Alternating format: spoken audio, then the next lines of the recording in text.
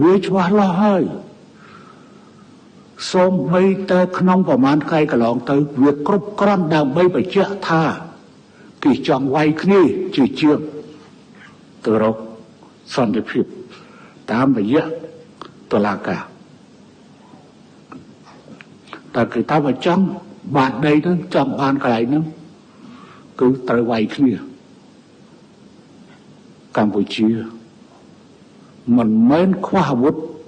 ឬខ្វះកម្លាំងដើម្បីវាយគ្នាទេតែកម្ពុជាមិនចង់វាយគ្នាទេ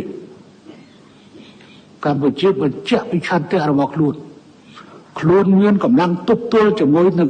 យថាហេតុទាំងអស់ប៉ុន្តែខ្លួនមិនចង់វាយអ្នកណាទាំងអស់តាមអាការពារទឹកដីរបស់ខ្លួនទេ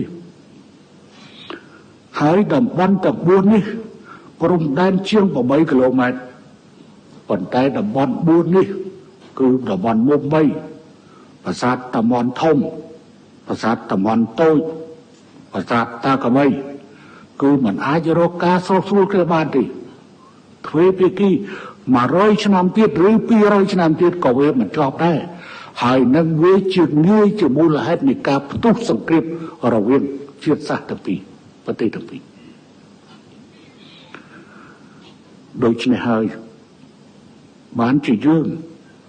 ជ្រើសរើសយកដំណោះស្រាយសន្តិភាព